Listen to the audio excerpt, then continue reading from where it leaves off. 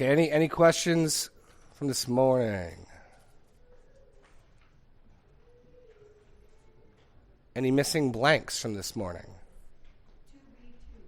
2B2. One moment, please. Thank you. 2B2 is 2B2. Birth, and God is saving us by his word. Any other missing blanks? How's Gary doing, Mary? Okay. Okay. Any other blanks or anything? No, you guys are good. Okay. Any thoughts, discussion on this morning? Questions?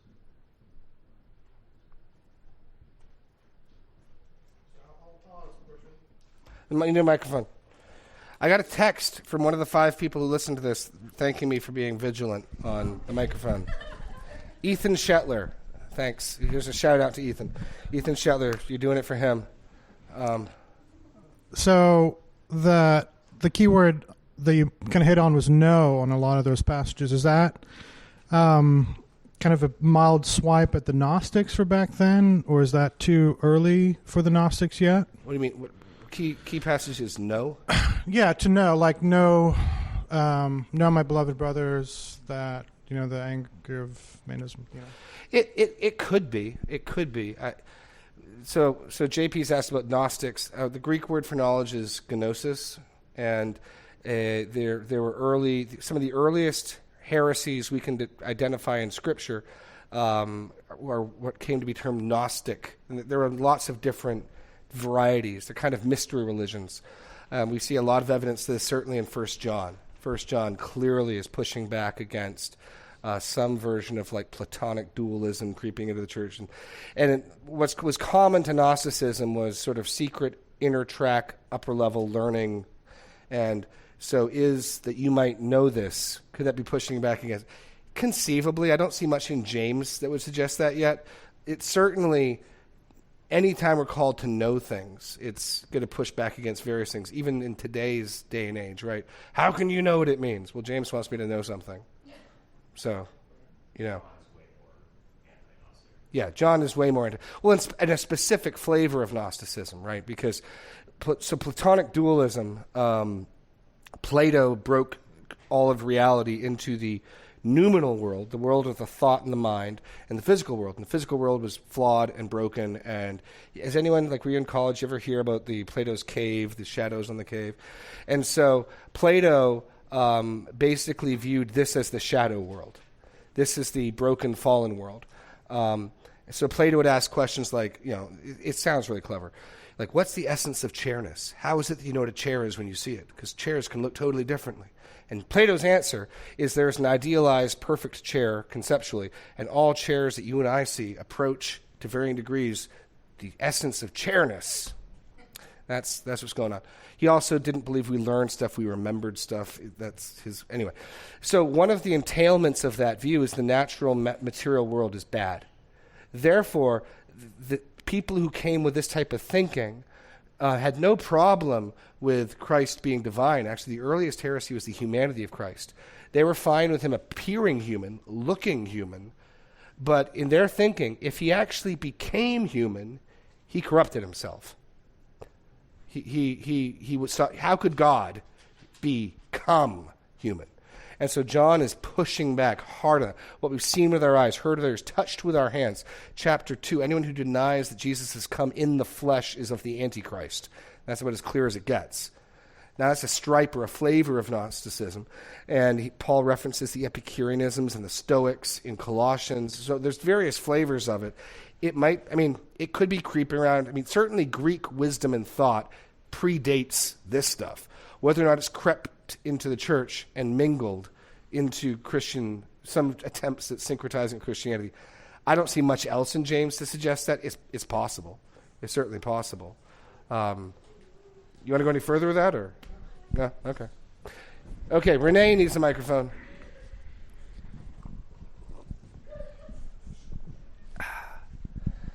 Well, hello, Ethan. Say his name. Sorry. Months ago, like in February, I saw this somewhere, better to suffer injustice than to do it. And I was just really convicted by it. So I texted it to myself, and I haven't erased it. And also there's these verses, Proverbs 28, 4 through 5. Those who forsake the law praise the wicked, but such as keep the law contend with them. So there is some contending that we have. Oh no, there is a place for righteous anger.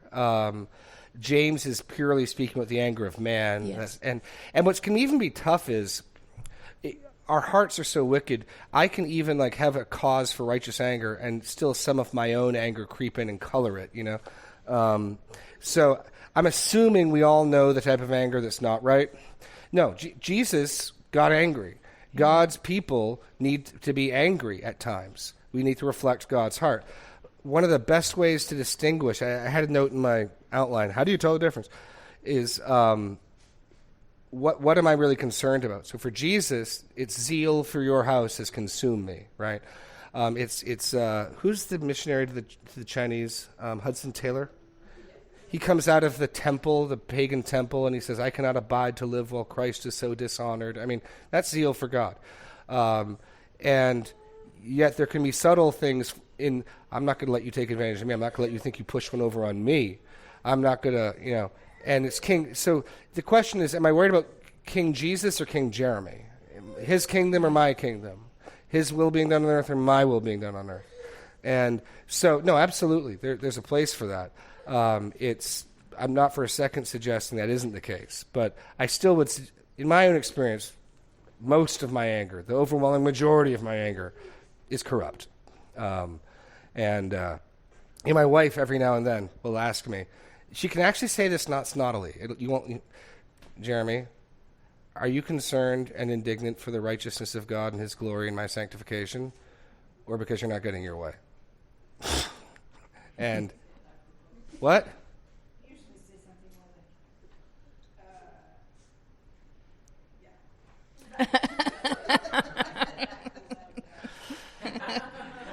And that's said in the right way. I mean, and sometimes you can be angry at something and you're disproportionately way too angry. If one of my kids, this hasn't happened in 8 years, but if one of my kids slapped Serena, which I saw one of my kids do once, I got angry. Ooh. Right? And I think that's appropriate. She's my wife. How dare you, right? And so sin, you can be angered. If I see one of my children bullying another child, a small level of indignation, hey.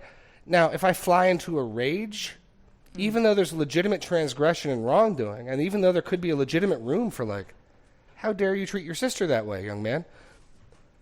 If my anger is completely disproportionate, then again, I'm guessing Jeremy's flesh and Jeremy's sinful heart is supplying the excess, right?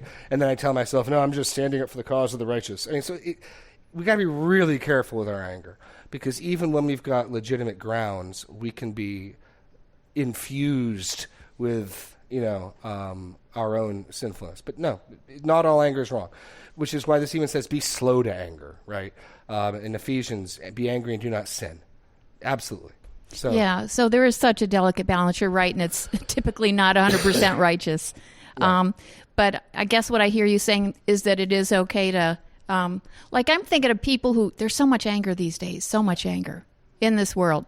And some people are just angry all the time. Well, one of the checks we can do, God asked Jonah an amazing question when Jonah is angry and wants to die because the tree. Do you do well in being angry? That's a great question when I catch myself getting angry. Is this good that I'm angry? And I think part of being slow to anger is that before you act, before you do anything, evaluate. I know, let's face it, I think we all know when we get angry. It's not it doesn't, we're aware of it. Mm-hmm. And pause before I say or do anything. Is there even the slightest possibility this is appropriate anger? Because if it's not, then just shut up, Okay, maybe it is. Now, is it proportional? Is it an appropriate response? If I want to scream because Zadok didn't say yes, mommy, not proportional. You know, even if watching one of my children disrespect or disobey a little indignation. And indignation is just a nice word for anger, right? Small levels. Irritation is just low levels of anger. It's like, so fair enough. I think there could be a valid place for low levels of anger, watching your children rebel or be disobedient. But if all of a sudden it rises up, like that's a pretty good sign too that, something's off. So part of being slow to anger, I think, is that self-evaluation and being very hesitant because of how deceitful the heart is before I embrace this anger. And then the next question, what do I want to do in this anger? Right? So Jesus cleanses the temple. Like, is it going to produce anything righteous? Because again, what we're getting at is producing the righteousness of God. Is it going to yield any good result? I mean, Luther used to say he couldn't work or write unless he was angry. Huh. Well, I got a book I keep in my office to get me angry sometimes when I'm being sluggish. All right. It's a children's book from hell. No, I'm not even joking. Wow. It is evil. And it's basically teaching children that they're God. Ooh. And so every now and then, if I feel like I'm feeling sluggish, lethargic, I will read that and get like, there is terrible, terrible error out there. I need to be zealous. I think I get what Luther's talking about when he says he can't work unless he's angry. If the result of that indignation is works of righteousness and greater labor, great. That's smelling like it might be the righteous anger. If my anger is causing me to post memes, because I never do that. But then it's probably not, right? I mean, again, you're going to go, what's the fruit of this anger bearing, right? Those would be some of the tests I'd use to try to evaluate my anger, But no, there's a righteous anger is a thing. And it's Well, can I have, I'm talking about like at work dealing with people who aren't Christians and they're like being really snitty and so how do you deal with people like that? Maybe give me an example. That would help. Well, I think we're told directly when it's personal offense, I'm to turn the other cheek. I'm to bless those who persecute me. I mean, so you want to be rude to me, I should just take it on the chin, man. I mean, they call the master of the house Beelzebul. What are they going to do with his servants?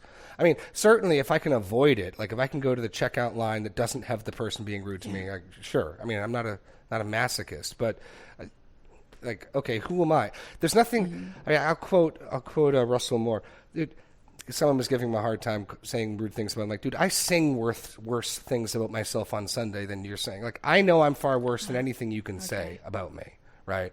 So I shouldn't really care. Not that it is pleasant. But it gets trickier when there's other people involved because whereas I have a hard time taking vengeance for myself, protecting someone else, interposing myself to protect somebody else, it gets more and more complex there. And I'm saying take vengeance. I'm going to try to avoid someone trying to do me harm, no doubt.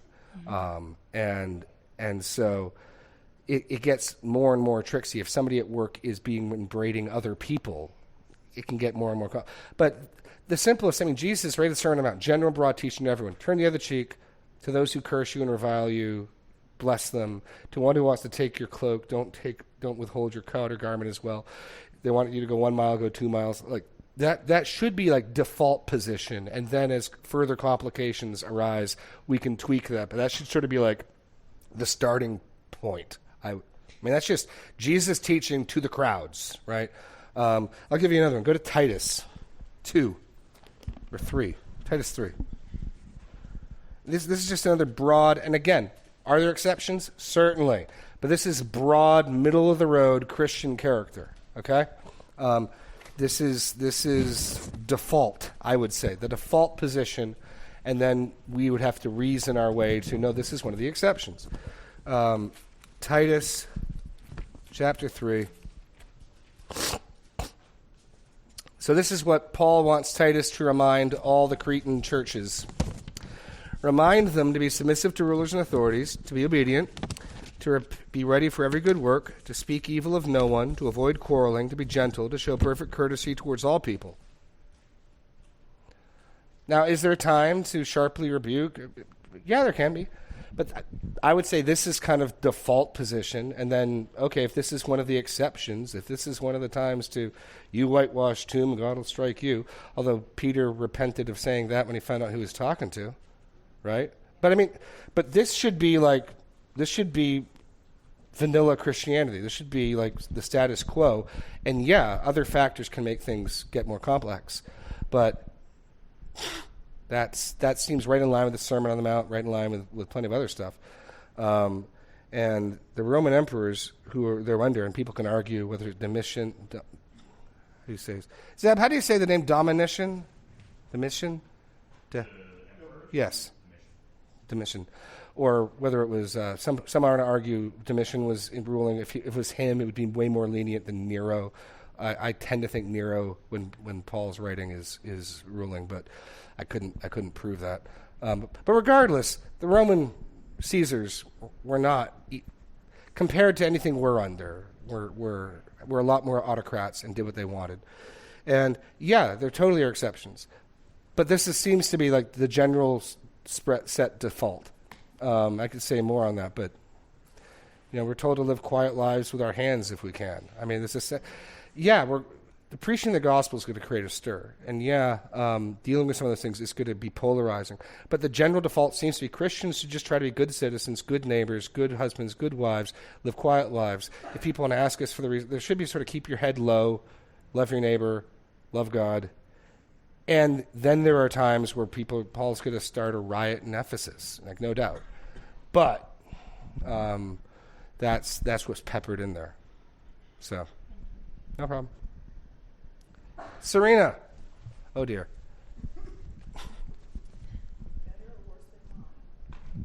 I was just going to make a comment on in regards to the work situation. And I would think that the soft answer turning away wrath would be because a lot of times the person who's mad at work, they're not mad at you. They're mad in general, and if it takes people, I mean, even the world understands that it takes two to quarrel. And so I've found, not to be obtuse, but if you deliberately ignore the tone of somebody sometimes and just be like, okay, so what I'm hearing you say is this is the problem, and then you just address their problem. I mean, it seems to me like that a lot of times that would be it would solve the problem, because it would take some of the wind out of their sails, because they came ready to fight and you didn't fight, and you ignored their signals that they were ready to fight. Obviously sometimes people are just jerks, but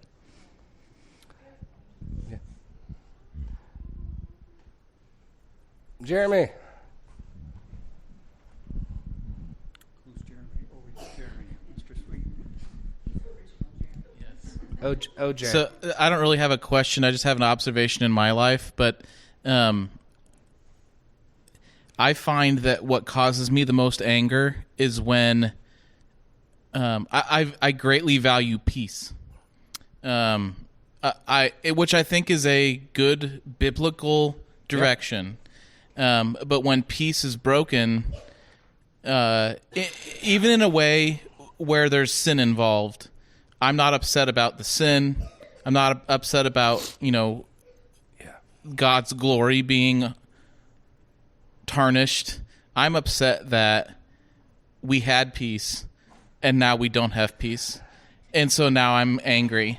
And I find that I will fight to get peace back. And mostly what that ends up looking like is just, it's not so much about the correction of the bad attitude or the bad behavior. It's about you stop it right now so we can have peace again. And that's just it's a flaw that I have, that I fight. But I think it's probably a pretty prevailing,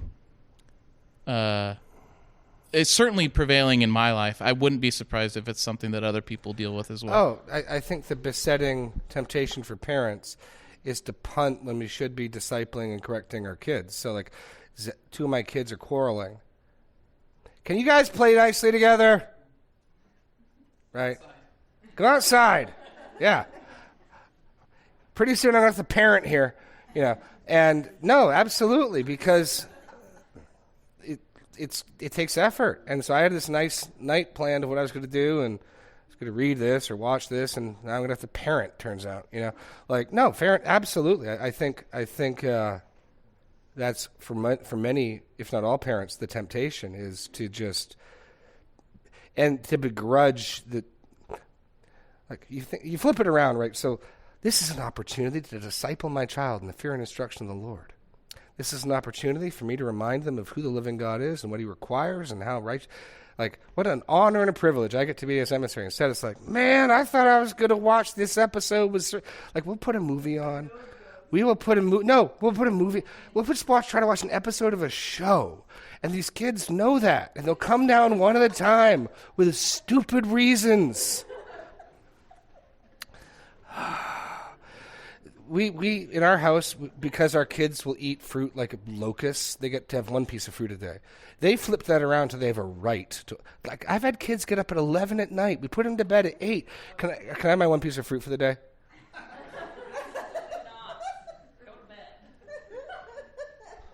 But it's a wonderful opportunity, Well, it's like so when I told Sophie, because when I told Sophie on the drive here, I'm like, man, I definitely have been using sharpness in my voice to.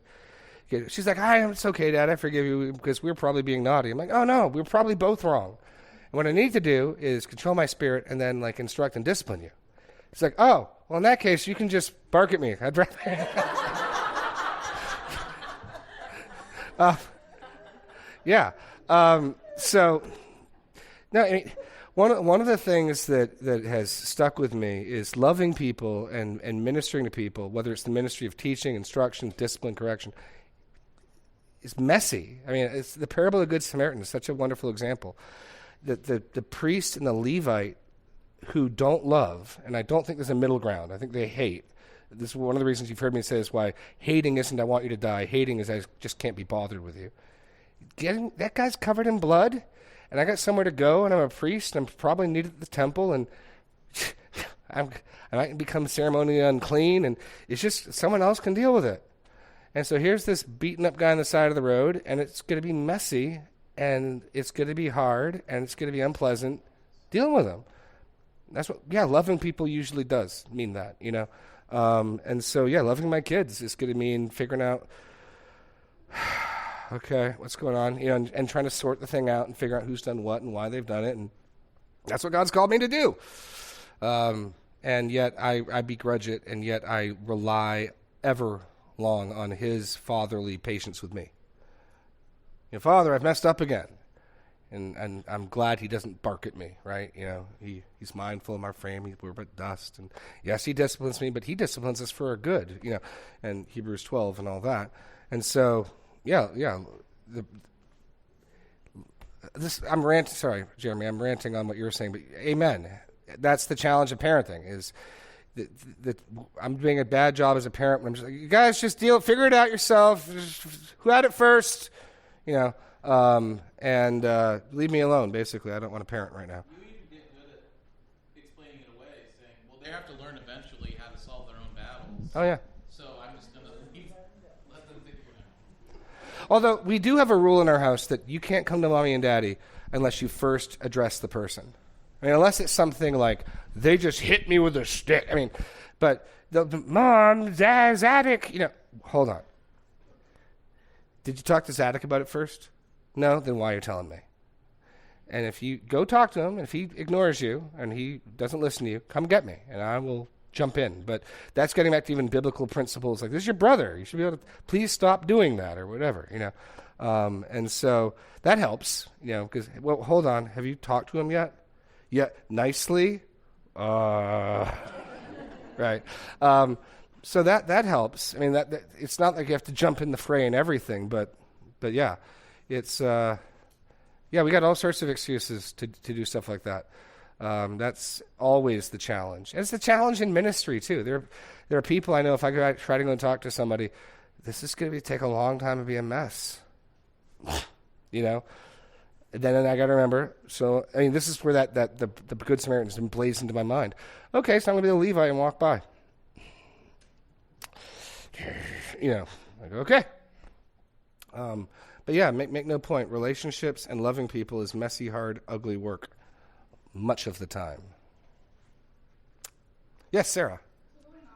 Microphone.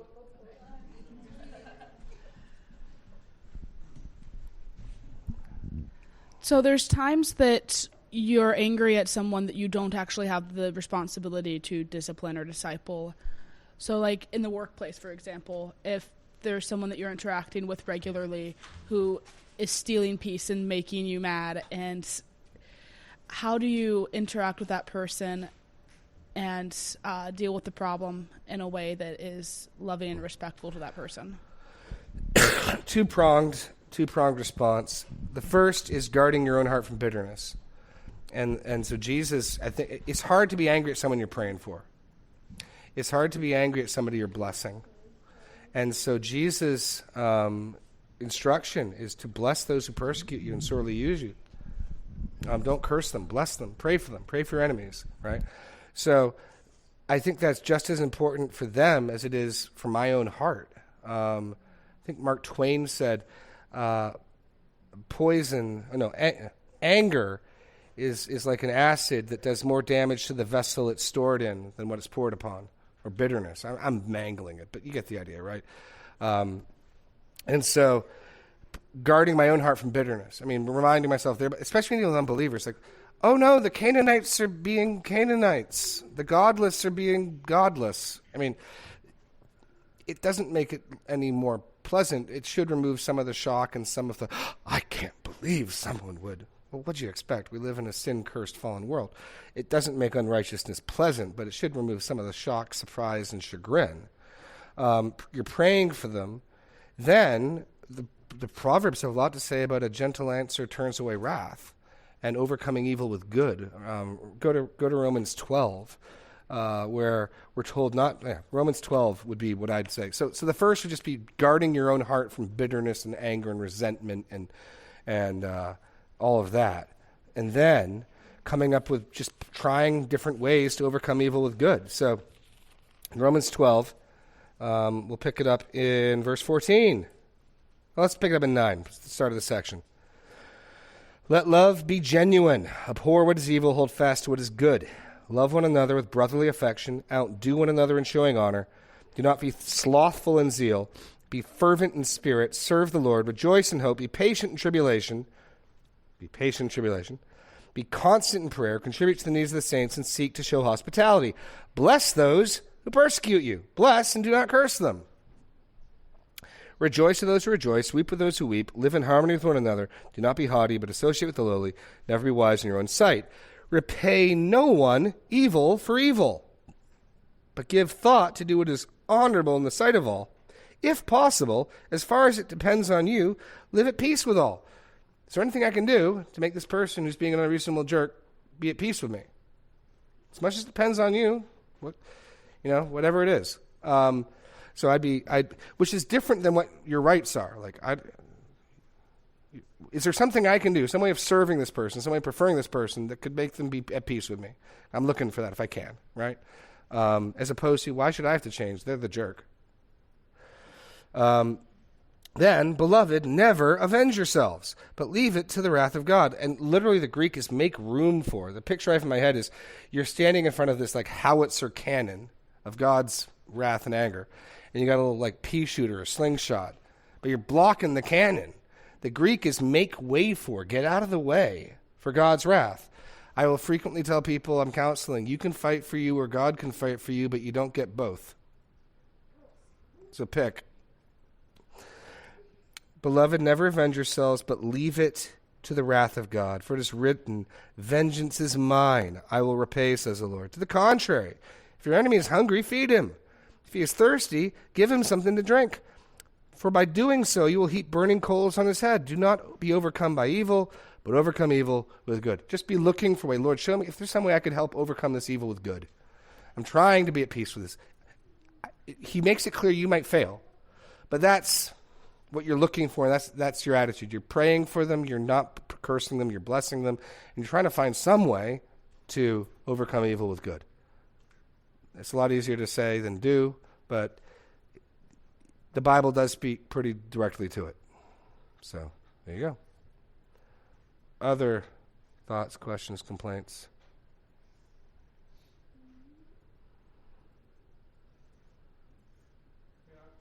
Oh, JP. So one thing that we have a hard time with is the pendulum swing from not having an edge into your voice to like being this cold, what I imagine a DMV worker would be like if they had a parent. Like completely like a robotic, I don't know, emotionless robot when you're correcting your kids or anything like that. Yeah. Oh, I think appropriate emotion. I mean, I remember the one time, I won't say which kid, but the one kid who, it was a small kid, so the slap was a very weak, pathetic thing, but there was no question what the kid was doing. Swatted at her. And I let the child know there's a certain amount of anger in my voice. How dare you? That is my wife. That is your mother. What are you doing? And I think appropriate for a child, letting him see some of the displeasure that I have at this is appropriate. Wholly right. I mean, does not God hate sin, right? Now, I could terrify him, pin him to the floor. Who do you think how dare you? Go all Mark Driscoll on him, and that would be no good. So I think back to God. He's mindful of our frame. He knows we're dust.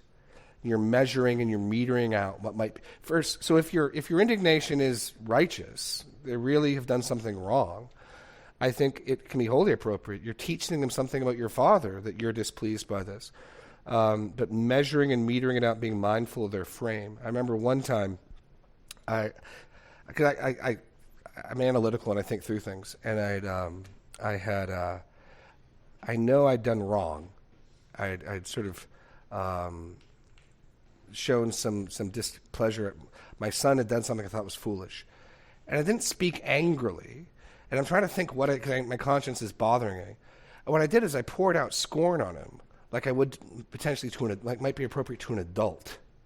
Like, you did what? There's just with look and tone and stuff. But I poured it out like a 7-year-old boy.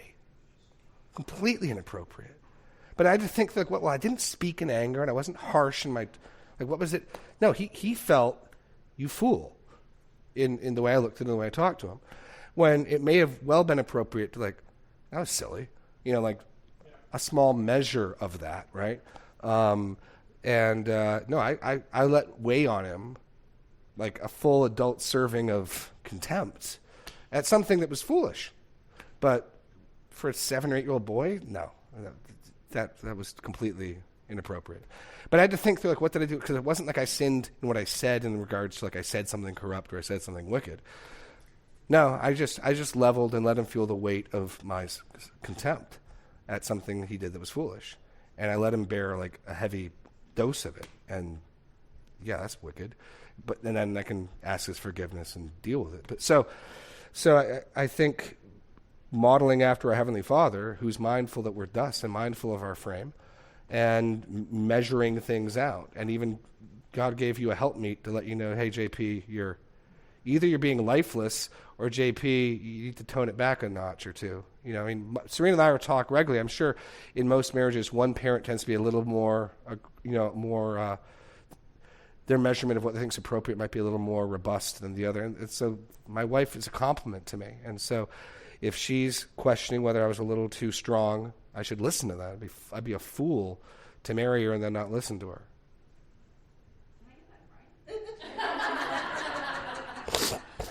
The other option, Serena, is at times I can just be a fool. That's the tertium quid here, is right. See, these are my Mother's Day little pearls here, right? Yeah, so that is the challenge. Yeah, because I do see some parents. It's so anesthetized. It's like, now listen, you've done something very naughty, and you know that. I mean, and if I suppose if you have to choose between how dare, and do that. By all means, do that. But at the same time, I don't think there's anything wrong in, letting them, in being real with them. If you're being real, measuring thoughtfully what would be appropriate for this child at this age. Did that answer your question at all? Or my wife wants to jump in now. Hold on.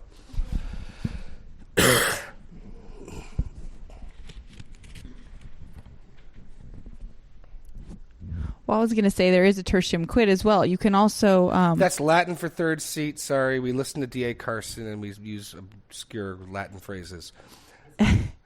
So when you get a false dichotomy, it's either this or this. The third seat, the third option would be...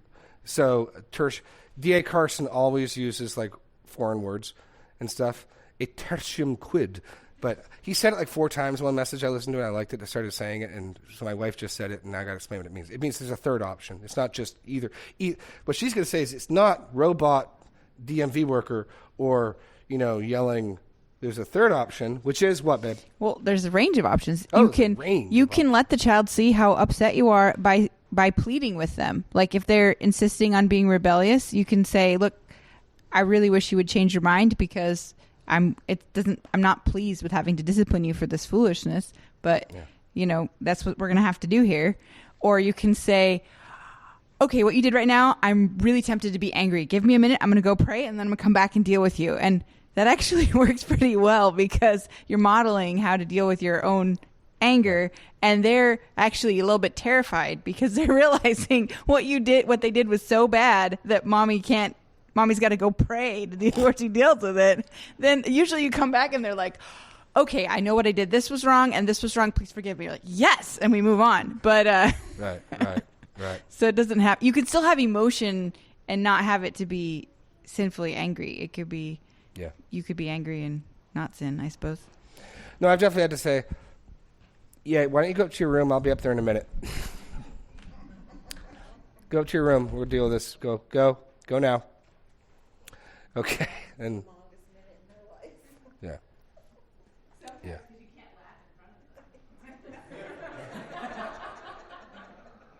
Oh man. Okay. Anything else? Got 10 minutes to go. All right. I'll just share again that the 6 application points at the end. The part that most, I think, that I don't know how well I said, what I emulate, what I admire is not meekness, strength under control, but strength. And it's a certain type of strength. I don't with the temper anger thing, it's not people who blow their top and, Fred Flintstone. But I can remember like really good, subtle, jabby insults from like Blackadder and Monty Python from 20 years ago. And the ability of someone with a sharp tongue to put someone in their place deftly, almost casually, is something that I can admire in a wicked way. Like, I want that power. I want to be able to slice and dice someone without having to swear, without having to, without having to say anything inappropriate. You strike me as the type of person people emigrate to avoid. Classic Blackadder. Rowan Atkinson. And I probably heard that 25 years ago, and I've got it fingertips right there to go. And so I've had that as I've been chewing on this text this week, like, no, I need to aspire to meekness. I need to aspire to be slow to anger, not this guy who can just, tank. And there's different things. I mean, anger takes different forms. And so challenging then, okay, am I feeding that? Am I putting in front of me people that I find this wrong thing attractive? Is that good for my heart to feed on this? If that's what that's my temptations. I want to be the guy who you don't get. He always puts you in your place. He's able to do that. I want to be that guy. Then I probably don't need to watch those guys a lot, if that's a temptation to me. And for other people, it might be different things. But that's for me at least. That's where I when I get angry, I don't yell and scream. I can be really sarcastic. I can be really sardonic, and I can really cut with the edge of my words.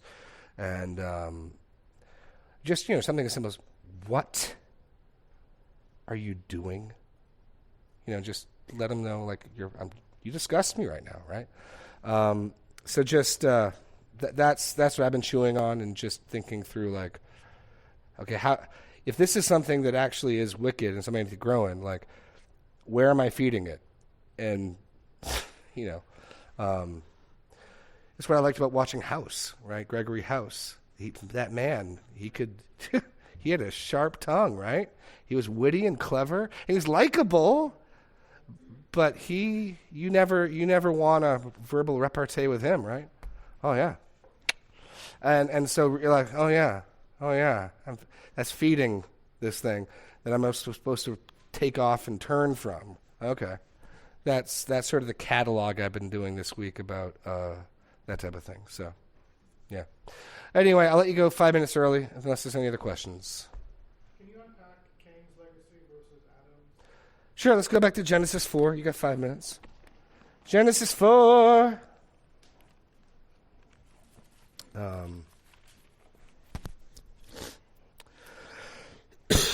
Pardon me. So I think there's a huge contrast here in these two lines, and what we were talking about like before the ABF. Yeah, and what's remarkable is Moses gives Cain and his seed and his line full credit for their technological and cultural innovations. I mean, let's just read what Cain's descendants did. Our early forefathers were far more inherently brilliant than we ever were. So Cain's one generation down from Adam and Eve, right? So then let's go to verse 17 of Genesis 4. Cain knew his wife, she conceived and bore Enoch.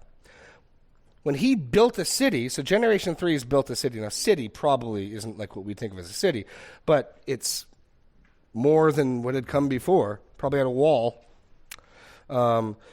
He named the name of the city after the name of his son, Enoch. To Enoch was born Arad. Arad fathered Mahujael. Mahujael fathered Methushael. Methushael fathered Lamech. Lamech took 2 wives. The name of one was Ada. The name of the other was Zillah. Ada bore Jabal. He was the father of those who dwell in tents and of livestock. His brother's name is Jubal. He's the father of all who play the lyre pipe. Zillah also bore Tubal-Cain. He was the forger of all instruments of bronze and iron. We got metallurgy of 2 different core ores. You've got woodwind instruments. These people are. If you think man lived in caves with a stick for thousands and thousands of years, like 3, 4, 5 generations out, these people are taking dominion over this planet, right? But it culminates. I'll read. It culminates in Lamech's song. I think the first song in the Bible. Adam speaks in poetry, and this isn't necessarily a song, but Lamech said to his wives, Ada and Zillah, hear my voice. You wives of Lamech, listen to what I say. I've killed a man for wounding me, a young man for striking me. And this next thing is really blasphemous. If Cain's revenge is 7-fold, then Lamech's is 77-fold. Who promised to supply Cain's revenge? God. My vengeance is 10 times greater than God's. Do you see there is no way we're supposed to read this as anything other than high-handed pride, rebellion, and wickedness. There's no... These killing aren't necessarily close relatives. They have to be because there's no other people on earth. Right. Oh, yeah. And modern vernacular, like, no one's dissing me. I'm getting mine. Or, flip to the other side, mess with the bull, get the horns, whatever. This is somebody, you don't mess with me. You mess with me, I kill you. And that's what it culminates in. Then keep reading. Now, then you get this other offshoot. And Adam knew his wife again, and she bore a son and called his name Seth. And she said, God has apportioned for me another offspring instead of Abel, for Cain has killed him. So we're making it clear we got another line here. And Moses does not credit Adam and his line with forging metal, with instruments, with city making. He gives them one accomplishment. To Seth was also born a son, and he called his name Enosh. At that time, people began to call upon the name of God. You get 3 generations, Adam, Seth, and Enosh, and now you've got a culture, or at least some people are calling on God. And so here's the contrast. Like, there's city builders, metal workers, instrument makers, and here's Clowney's quote, and we'll break. The descendants of Cain are recorded. Their progress in technology and urbanization is described. But in spite of their unlocking of the potential of God's creation, they remain rebels.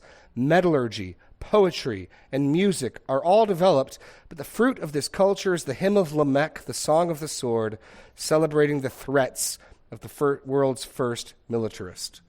So Moses has no problem crediting. They did all this great stuff, and it's wicked. And here's the path that led to people calling on the Lord. And so it's clear in reading this, there's a contrast between Cain and his descendants. And unlike our trait where if they're bad guys, then they're bad at everything. No. They were really brilliant and smart and good at all this stuff, and they did wicked things with it. And here's this other line. Anyway. Yeah. And Noah is Lamech's son. There you go. Noah is Lamech's son. We're all descended from Lamech. There you go. That's crazy. Yeah. Noah is Lamech's son? Yeah, I just kept reading. And Huh. it says,